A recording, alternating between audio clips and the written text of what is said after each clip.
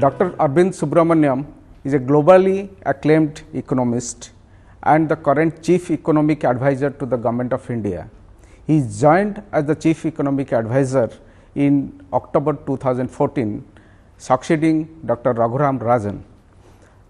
Before coming to India and taking up this position, he served as the Dennis Weatherstone Senior Fellow at the Peterson Institute for International Economics and a Senior Fellow at the Center for Global Development. He also served as an economist in the International Monetary Fund, where he worked with Dr. Rajan. Before coming to India, he had also authored two popular books on economics regarding the development in China and India. He is recognized as an international famed author, academician and economist. We are very privileged to have him here today for this special discussion on the status of the economy in our country, in our state and the future road ahead. Welcome, sir, to this special program today. I would like to request you to tell our viewers that how it has been last 2 years, what has been your experience and how you have actually maneuvered and taken the leadership to prepare this economic surveys in last 2 years.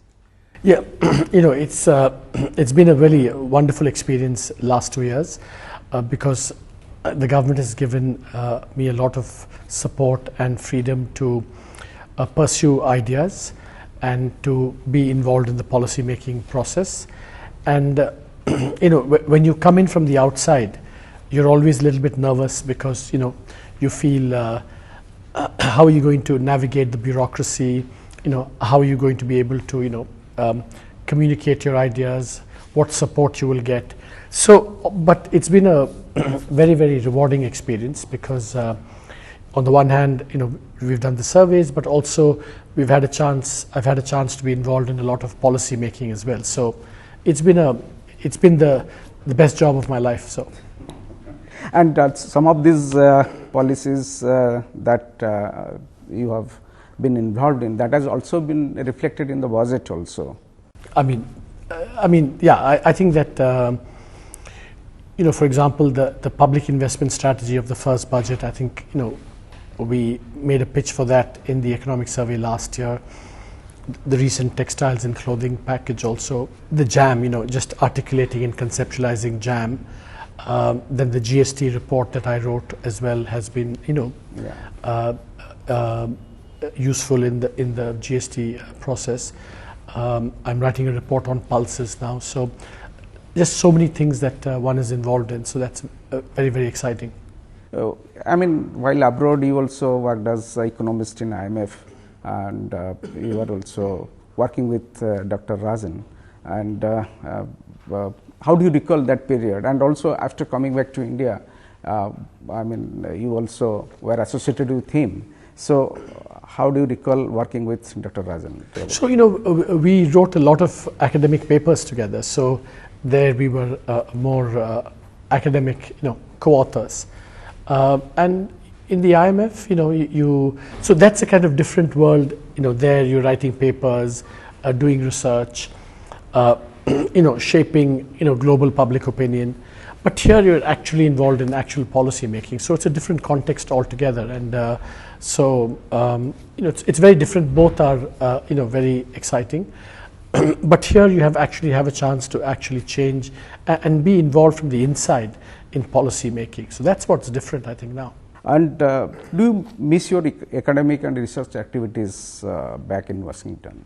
No, I don't miss it because I had done that for a long time, and I wanted the change, and it's exactly the change that I wanted to do. So I, far from regretting that, I'm really terrifically happy that I've been able to be involved in policy. And of course, this itself will give ideas for more research and more writing sometime in the future. So it's a world of, ideas and policy has to be a two-way process. I think, you use ideas to influence policy, but then in turn working on policy, throws up new issues, throws up new ways of looking at it, tells you what's possible, what's not possible, what the constraints are. So I think it's a rich two-way interaction. How do you find this present job? Is it too taxing? Does it give you enough time to pursue your other interest, or balancing your work life, family life?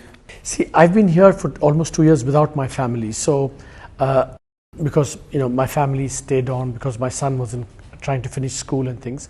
So in that sense, I think that when you're really excited and energized by the job that you're doing, you don't feel that you're working hard at all.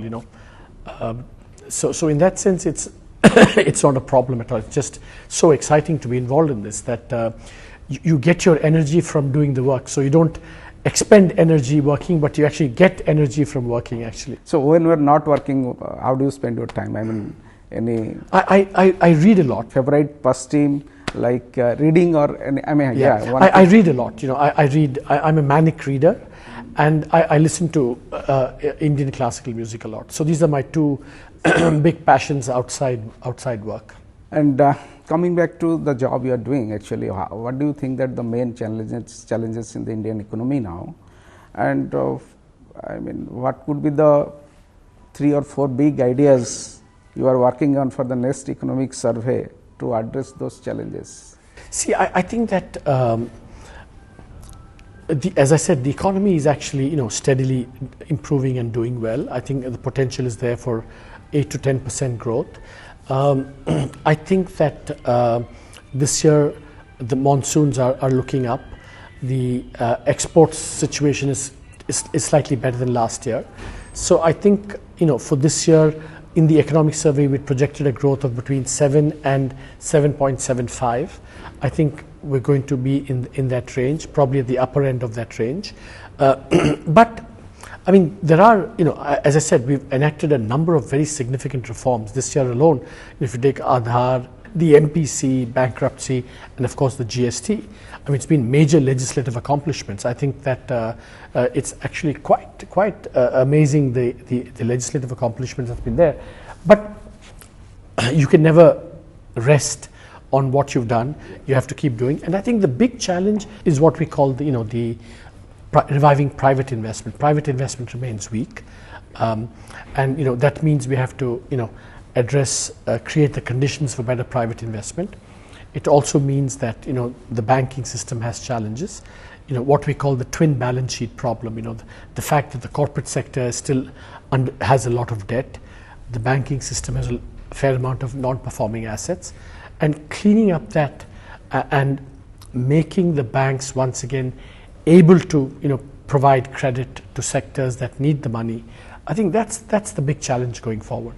And in terms of the survey, of course, that I'm going to be writing a report on pulses, which is there, and also there's I'm on a committee for the FRBM. We're reviewing our fiscal responsibility legislation, and I'm on that committee. So the pulses report and the fiscal responsibility is going to be two big things over the next couple of months. Beyond that, we've started thinking about the economic survey, what should be the big challenges. I think today one of the questions raised about a universal basic income.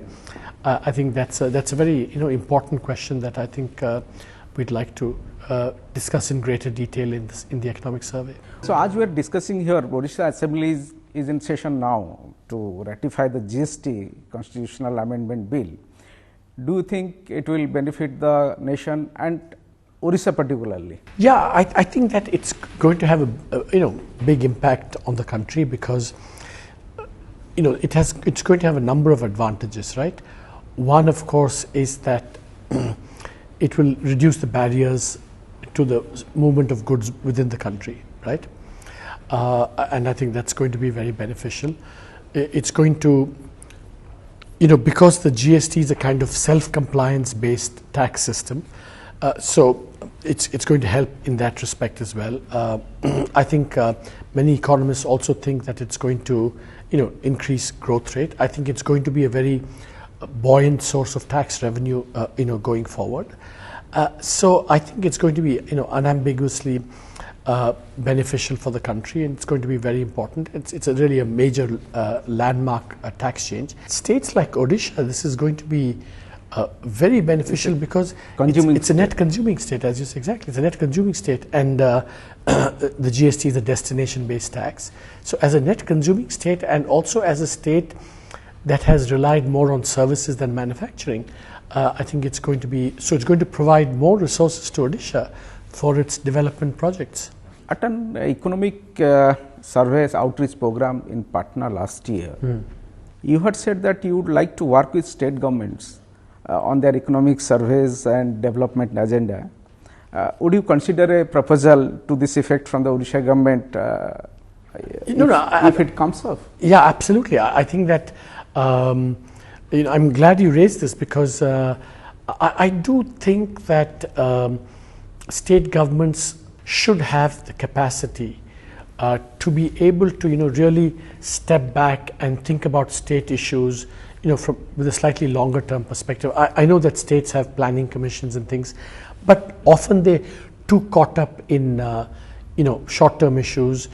And also, I think everyone benefits from having, outside ideas, fresh ideas. So I think it would be, it's something that, I want to, and I wish, I had more time and resources to devote to it. But I do think that, if we could set up, something like a CEA for every state with an office, and a number of chief ministers have expressed interest in this, actually.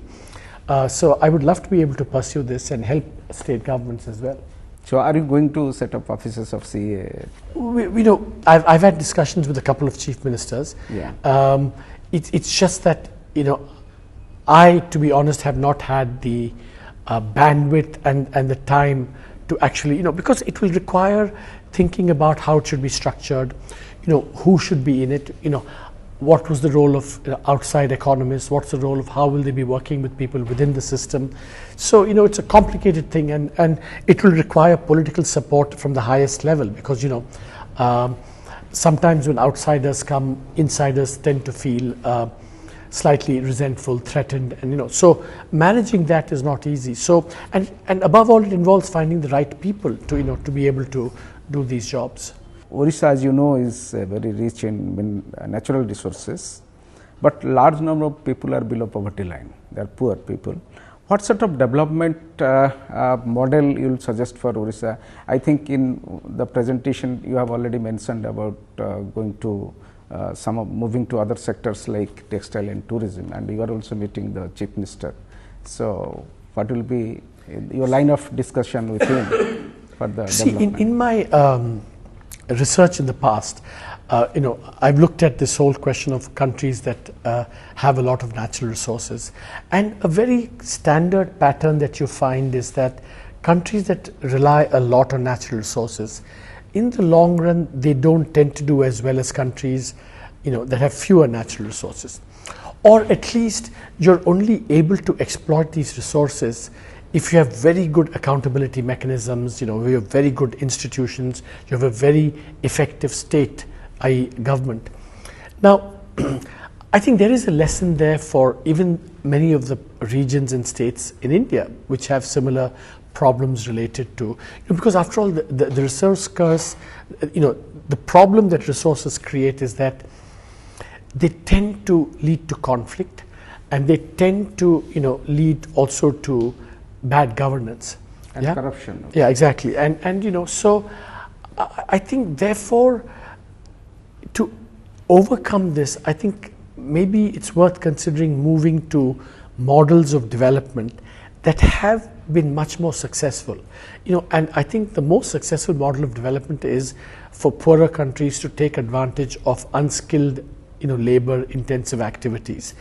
And as I said, with Odisha, I think the two really big sources of natural comparative advantage are, it still has a lot of cheap labor, right? Abundant cheap labor. And second, it's geographically, very well situated. It's a coastal state. A coastal state. And remember, throughout history, coastal states have been the trading states. And, they're the ones who've, traded, got new ideas, benefited from that, and been very dynamic as a result of that. And, Odisha needs to, I think, take advantage of that. Because both tourism and textiles and clothing are both labor intensive and require connectivity. And a lot of labor from Odisha are also migrating to Surat to work in their Very good point. So why not use that here? Yeah, they can come back and and even if they've gone, I think there's still a lot of labor in and I think it would also be a way of addressing the other deeper social and political challenges that Odisha has. If you can provide good employment opportunities, sources of an income for people, it could help with other political challenges as well. Looking from outside, how do you see the efficiency of Odisha government actually? Because one thing you mentioned that good governance makes good economics. Yeah. Good governments make good economics. Yeah.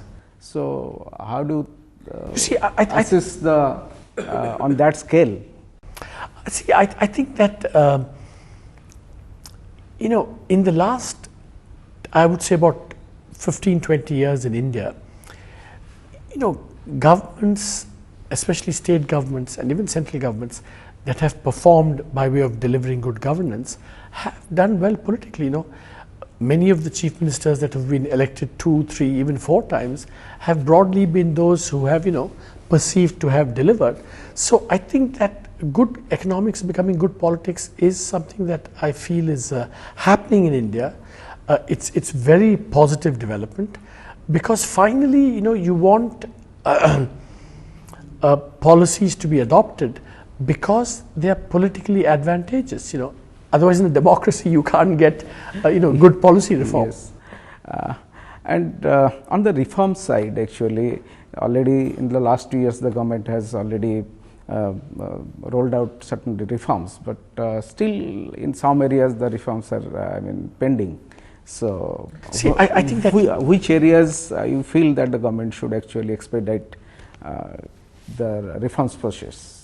I think that we're making a lot of progress in a number of areas. Governance, JAM, and then these things I said: Aadhaar, GST, textiles.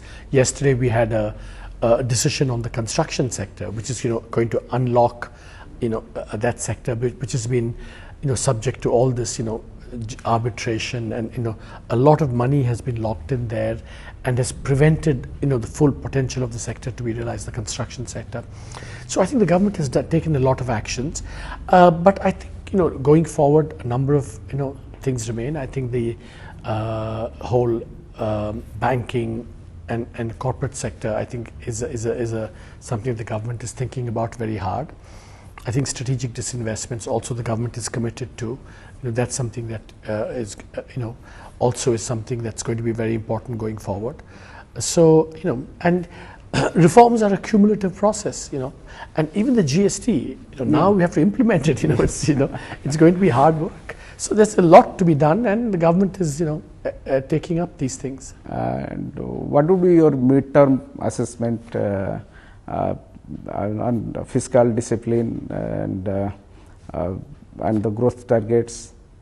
So on the fiscal discipline, I think the government, in the last budget, decided to, go for a major reduction in the fiscal deficit. As you know, there was a big debate within government. Some people said, we need more investment, therefore let's go a little bit slower on but then the government decided, no, we need to stick to that, because in this international environment, which is very uncertain, we need to have a bedrock of macroeconomic stability, and we're doing that. And now, in fact, with the Monetary Policy Committee, we have locked in, the low and stable inflation thing. With the FRBM now, which we're reviewing, we also want to, institutionalize, good fiscal policy. So I think on the macro front, I think we are, and the reward for that, you can see, is that when Brexit happened, or now around the world, India is seen as kind of a safe haven for investors. So, think of the situation today and in 2013, when money was leaving the country and investors were losing all confidence and trust in the Indian economy and government. So it's been quite a turnaround, I think. Your good friend Dr. Raghuram Rajan actually be demitting office as the governor of RBI on 4th of September, and your name was also very much in discussion. So though Mr. Urjit Patel, he has been taking over as the governor, new governor. So in this regard, are you disappointed that I mean you didn't go to that seat, or what would be your message for Mr. Patel? I think that we should, he's a very good economist, and I think he will continue all the gains that have happened, low inflation, pushing the banking sector reform. So, Urjit will and should continue these reforms, and I think that the RBI is in very good hands. So I think it bodes well for the Indian economy. And any regrets that that work you have already done? Do you think that there is something that you could have done better given a chance? See, yeah, that's a very good question. I'm sure there are many areas where one could have done a better job, and also sometimes you feel that the work that you've done, you've made your argument, and maybe the government hasn't accepted them. But I think that's part of being an economic advisor, that your job is to provide ideas, provide analysis, and try and persuade and convince. But you should also be modest enough and realistic enough to realize that many of these are very profound political decisions, and it's the prerogative of politicians to finally decide, because after all they're the ones who are answerable to voters. So I think that so all experts should have a kind of a sense of balance about their role and responsibilities, knowing that the tougher decisions, the bigger decisions have to be taken by the politicians. Thank you, Dr. Subramanian, for being very candid on a range of issues, starting from fiscal discipline to reforms to unleashing the potential of growth in the country, and also the development model for Odisha. Thank you.